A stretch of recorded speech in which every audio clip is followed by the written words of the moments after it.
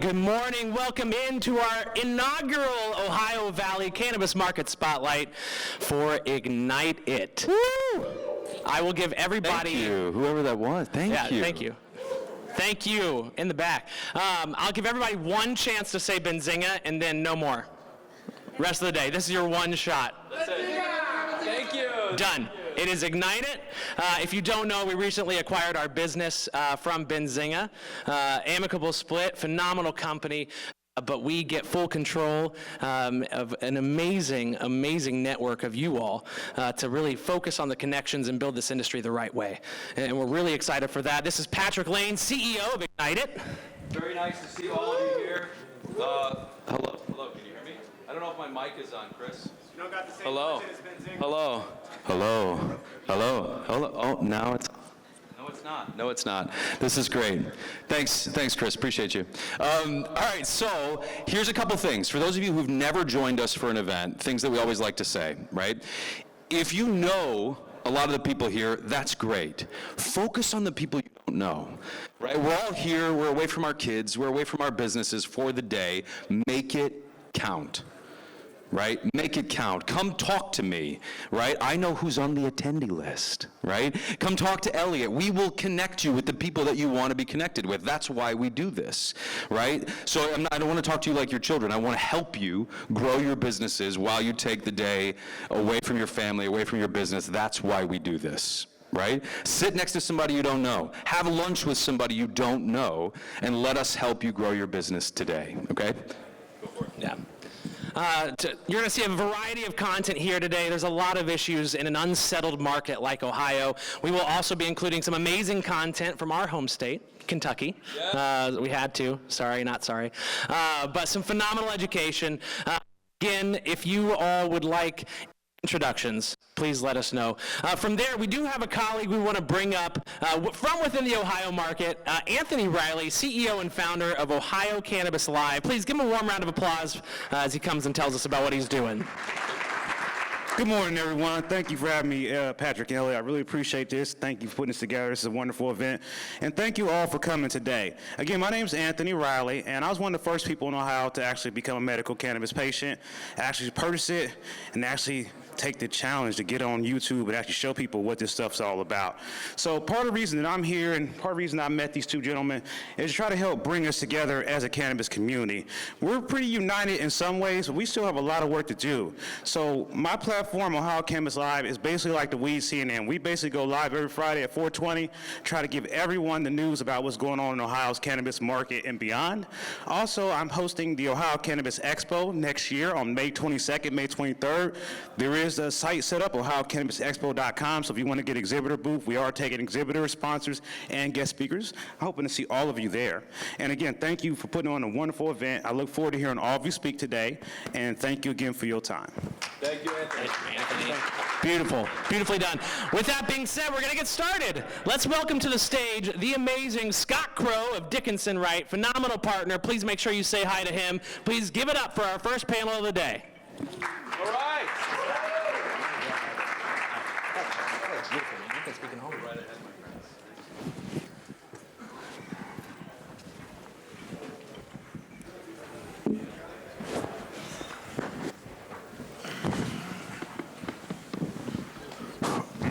Mic test. Good morning, everyone. Welcome to the first Ohio Ignite Cannabis Conference. There's a woo, at least one. Yeah. It's early. We'll give you guys a day. I'm up here with Marc Claybon, Heather Leitelt, Steve Ernest, and Joe Lustberg. Could each of you take a moment and briefly, normally we wouldn't do this, but given this is our first conference in Ohio, I think it would be important you guys share a little bit about what you do in the cannabis sector. Sure. I'm the founder and CEO of Upwise Capital. Upwise is a full-service debt marketplace for cannabis operators. We have on our platform 116 lenders and now 55 banks that will lend to the cannabis industry. So we do everything from construction loans, equipment, real estate financing, working capital. So if you guys need debt capital, definitely reach out. Yeah, my name is Steve Ernest. I work with a group called Chicago Atlantic. We are a credit-oriented investment platform focused on the U.S. cannabis industry. We've deployed over $3 billion to date from coast to coast, farm to flame. I'm Heather Leitelt. I'm with Wright-Patt Credit Union. We've been in this space here in Ohio since before sales started. We had the unique opportunity to start a program to bank the industry holistically. In the state of Ohio, the state came to us and asked us if we would help support the communities and the industry in and of itself for safe and secure banking options. So we do everything that you could imagine a financial institution would do for this space just to make it as equitable as possible, to include lending on hard assets. Good morning. My name is Marc Claybon. I'm a tax principal at Crowe. Crowe is a tax consulting and audit CPA firm with 40 offices, and we're in about 100 countries. Started in the industry about a decade ago out of Colorado, and we see startup businesses, new license holders, all the way up to the largest MSOs. Fun fact about myself, I am a Cincinnati native, and I think we're all excited to see cannabis in Ohio and Cincinnati. I just would have never guessed that we'd be talking about this in Cincinnati. And another brief fact is the last time I stayed in this hotel was 40 years ago at my bar mitzvah. So maybe I just dated myself, but I've come full circle here, so I'm pretty excited to be back. Nice. Last but not least, I'm Scot Crowe. I am a member and partner at the law firm of Dickinson Wright, which is a national firm. We have 23 offices in 21 states, and we're also in Toronto. So literally almost every legal market where cannabis exists, we have an office, and we've been in the space for about 14 years now, which makes us a bit of a dinosaur as far as larger firms go. Let's jump in with the two bankers we have here. Heather and Steve, can you talk a little bit about where we are today, and if you were to dream a little bit, where you think we're headed in the next 12 and maybe 36 months? Well, the industry has been on fire lately with the expansions that we've seen here in Ohio, and they're continuing. So at the very beginning, we know it was blood, sweat, tears, and equity that made it happen. And as the expansions have progressed, we've seen more lenders in the space. We started, once that first tranche was provided to license holders and those that were looking to get into Ohio, and a lot of that was based on projections at that point. And at this time, we actually have some, hard data to support lending with your financials, and that's pretty much the direction we've headed in so far. So your financials are a big part of that. We do use projections still, but the cash in that comes is king, Ohio, obviously a very, very exciting market. So we kind of look at the entire United States of cannabis holistically, and probably the most exciting point of any market is where we're at now in Ohio, which is the transition from the medical into the adult use market. So there's a lot of excitement in the room, a lot of opportunity. Folks are putting up stores, expanding canopy. I love the commentary that I get where it's like, oh, I can sell more than I can produce. It's sort of this like perfect, Goldilocks moment in every market. So it's probably the most exciting market in the country right now is Ohio, right? I think Missouri is fantastic too, but Missouri's a few years ahead in the cycle, and my clients in Missouri are talking about shutting down flower rooms and capacity. So there's a lot of opportunity, and I think we're sort of establishing the operators that are going to win the right to serve the cannabis community, which is an exciting moment to be in.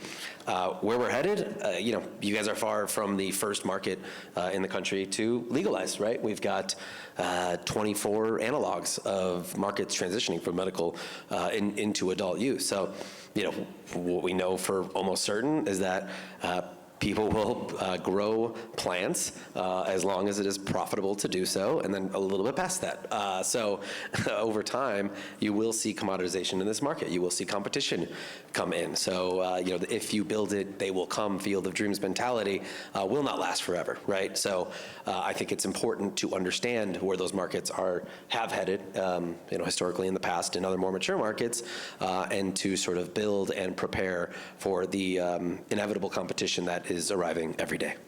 Yeah, I just want to chime in there as well.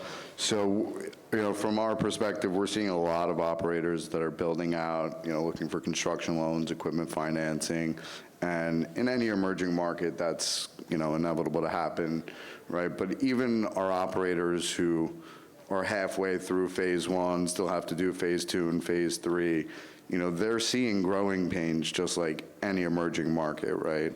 Operators not getting paid on time, issues internally, having to rehire and figure out who the right people in your organization are.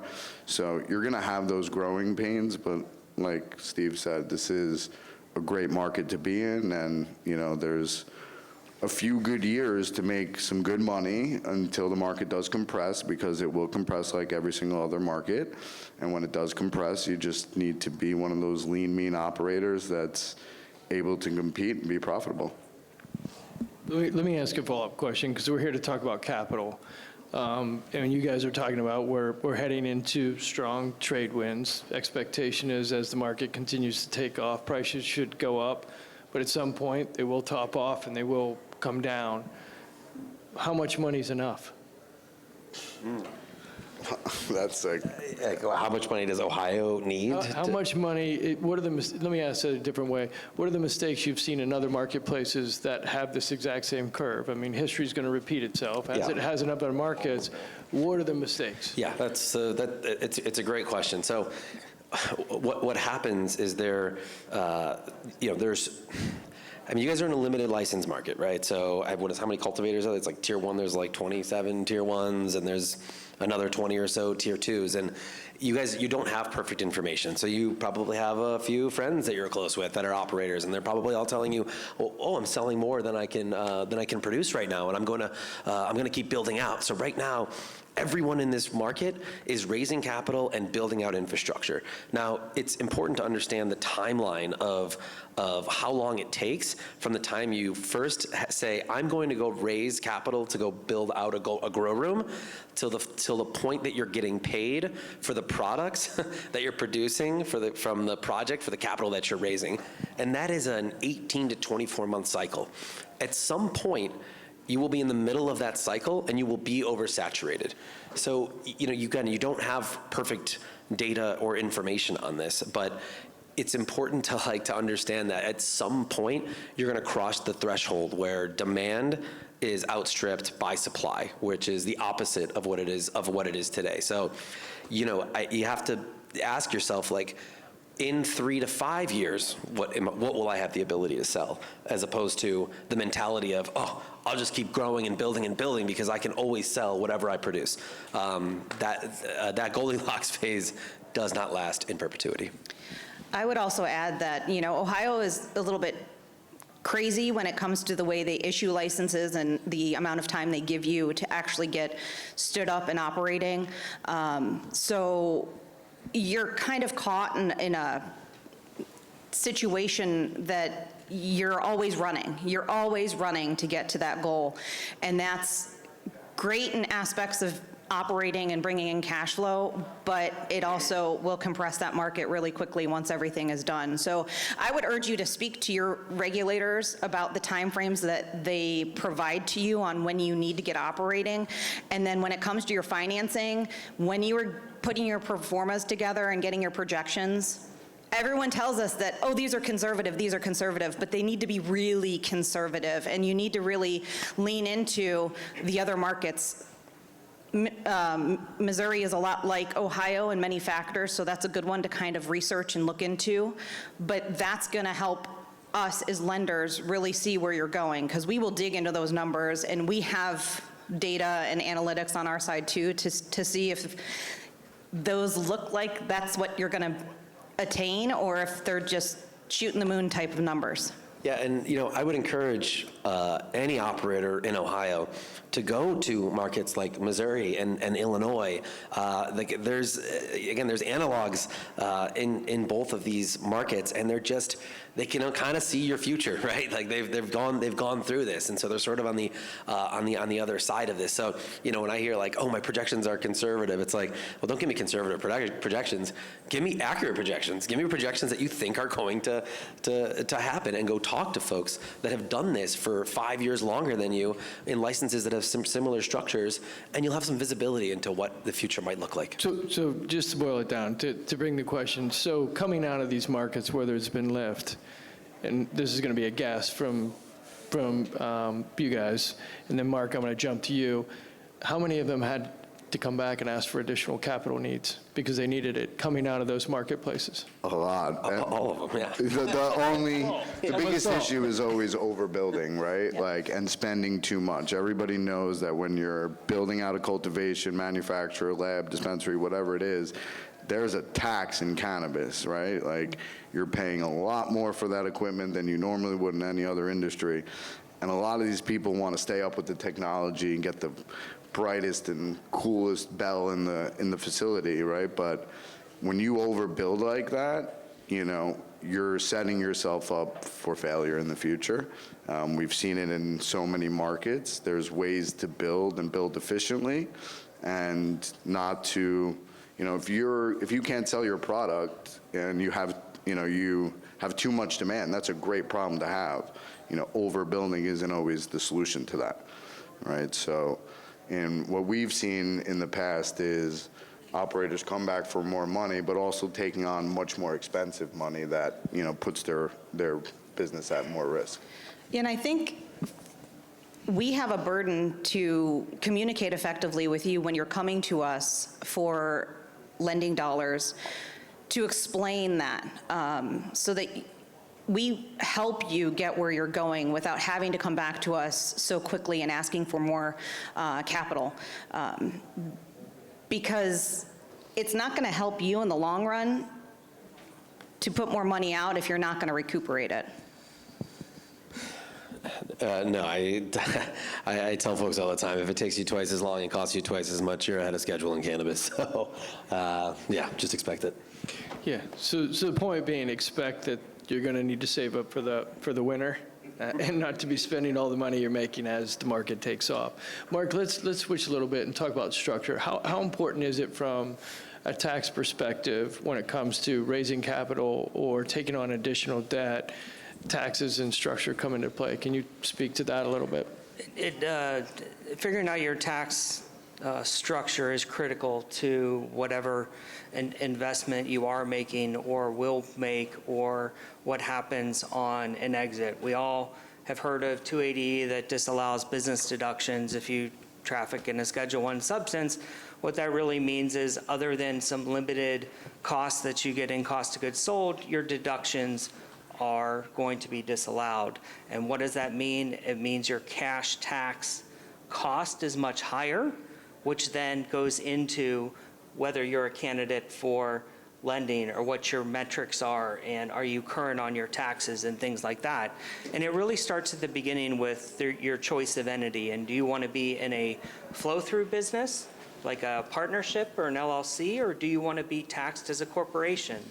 Most businesses in this industry are taxed as corporations because of a lower tax rate and the risks that if you're challenged under 280E, that tax liability can flow up to the individual owners. And is that something that you want to take that risk on for? So that choice of entity is a big factor, but it's not just on day one. It's now all of a sudden 3 years from now, you want to raise capital, or you want to go public, or you want to expand to a new market. The structure and tax efficiency that you set up on day one will influence what happens at that point in time and the options that you have. So the main thing would be is really think about your tax risk profile. It's great to be aggressive if that's what you want to do, but recognize on the back end, a lender's going to come or an investor's going to come and be like, well, wait a second, I'm not paying for that tax risk that you've embedded into your structure.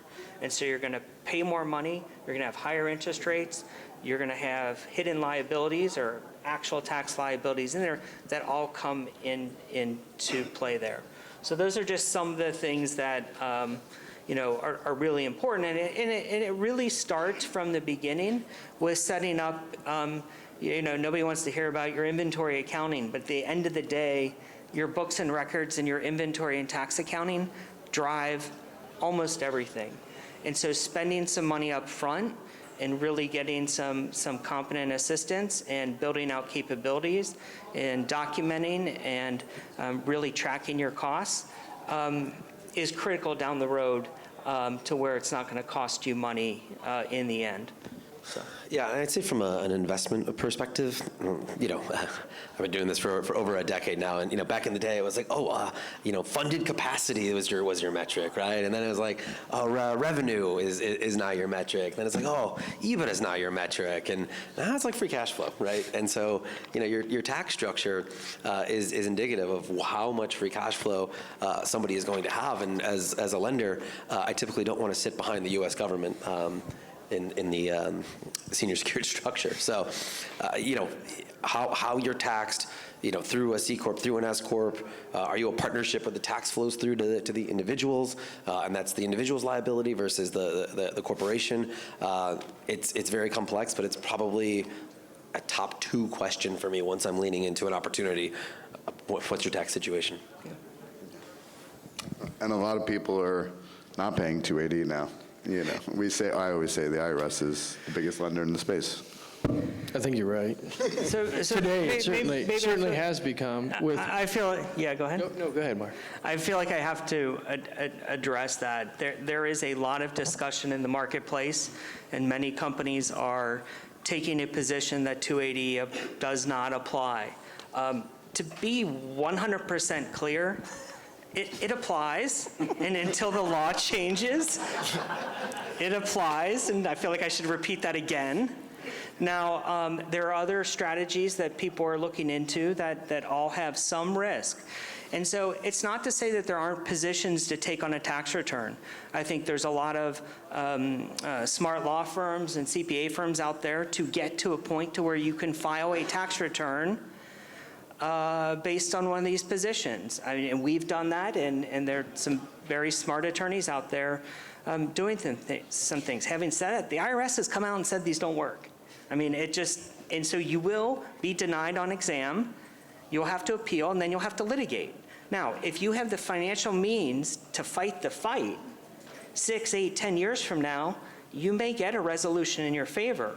But if 2 years from now, you decide, oh, I'm not paying my taxes based on one of these positions, and you go seek a loan or an investor, you have a big contingent liability sitting on your books.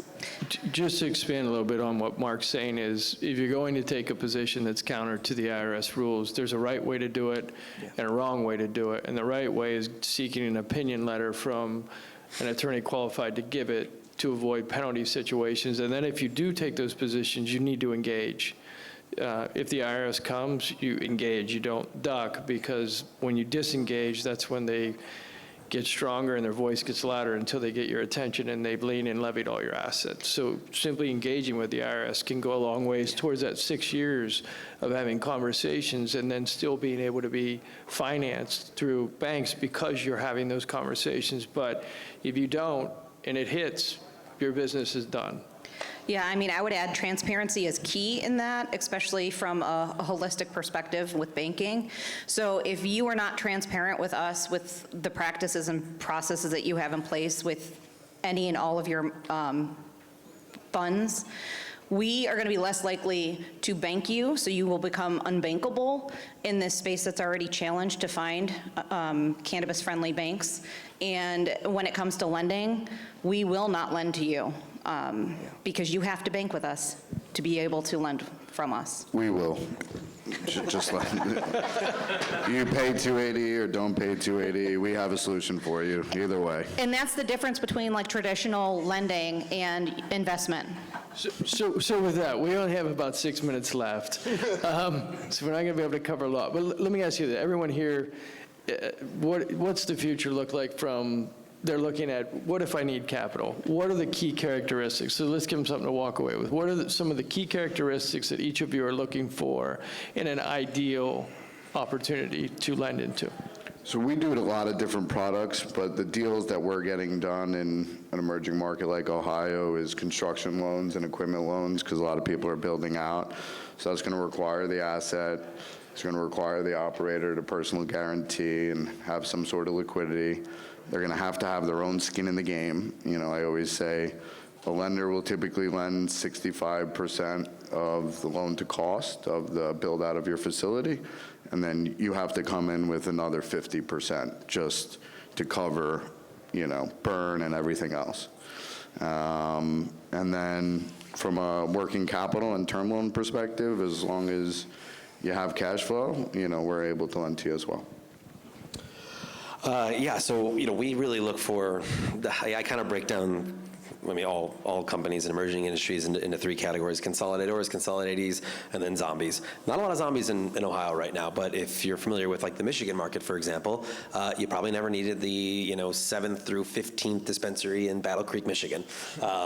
So we look for the folks that are profitable, you know, sustainable EBITDA, sustainable cash flow is really what we're looking for, and we want to finance the folks that are going to ultimately consolidate this market, right? Because what cannabis in any industry never needed was, you know, 20,000 mom and pop businesses to serve any given consumer, right? So I'm looking for the folks that have 5 dispensaries and are looking to open up the next 3 here and expand some cultivation, who can say, hey, I can you know, sell 50% of everything that I grow in my own stores, and I don't have to depend on the wholesale market too much. So or we want to finance the folks that are like, hey, I'm going to go build out 2 or 3 stores. They're in really great locations. They're going to be really profitable. And even if I can't do anything more than that, I'm confident that someone would want to acquire that and add that on to their infrastructure. So again, it's really sustainable of the profitability. And then as like a general high-level metric, we're looking for under 2 times total leverage to sustainable EBITDA. Steve, what about the intangibles, the professional team, those types of things? How much do they come into play in making those decisions? You know, I would argue that when I find a business that truly has sustainable cash flow, typically the right people are already in place, right? So you know, it's kind of like a doctor looking at you know, a scan, right? It's like when I look at a P&L, an income statement, a balance sheet, right, and it's really healthy, I have actually a pretty good idea of what I expect to see when I go into that store, when I go into that cultivation, and I sit down with the leadership team. So yes, the leadership team is super important, but I would argue that the you know, strong fundamental financials, I almost have never seen them produced by an unprofessional team that I wouldn't bet on. So very important. So the point I'm trying to make there is when times are good, as part of your spend is leveling up your leadership team, making sure you have the right leadership team in place that can carry you through not just a supply constrained market, but when the table flips, you'll be able to operate in that sector as well. Yeah, and also having advisors, like having, you know, like some sort of corporate governance, right? Some sort of a board of, again, folks from other markets, you know, legal folks, accounting folks who have gone through this for 10 years and can kind of see around the corners, you know, that's different than the sort of excitement in the early parts of this transition from medical to adult use. So yeah, I mean, team is, I mean, it's quintessential. And with us, you would have to be an operator in the state of Ohio, first and foremost, for us to look at you for any kind of lending purposes. We focus on building a relationship with you, so having your depository accounts with us is also something that you would be required to do. It's better to have that up front and then come to us for lending after we see some activity and get to understand your business, just that transparency piece. But typically what we have is more favorable loan to value on our lending, lower interest rates, and again, hard assets are key, so we do a lot of construction on real estate, equipment, vehicles if you need them, but those are normally just cash flow purchased. And then we do have lines of credit for operating lines of credit, but we normally will shore those up with you know, some kind of tangible asset. And then we are really focused on making sure holistically that we can help you and build a partnership. We do look for personal guarantees as well, but we also are always looking at our program to make sure that it fits the needs of the Ohioans in the industry. So every year we're reviewing that just to make sure that we are purposeful and relevant in helping everyone in the state. And I would just compliment what both of, you know, what the panelists are saying is to get to the table with them, it starts with an efficient structure that's not overly risky. You're current in your taxes, you have good books and records. These sound like basic items, but really it can make all the difference as you have other third parties, whether it's IRS, whether it's a lender, whether it's an investor, looking at your books and records. It really starts from the beginning with that. Well, the last word I would leave you with these last 12 seconds is start now. Don't wait till you see a need for the money. Start to build those relationships with your lenders and capital providers so that they're there when you need them. And it's not a new relationship, because it can shorten that timeline that Steve mentioned if you have someone that you have a familiar face with and understand your company and its needs. So thank you to all the panelists, and thank you everyone for joining.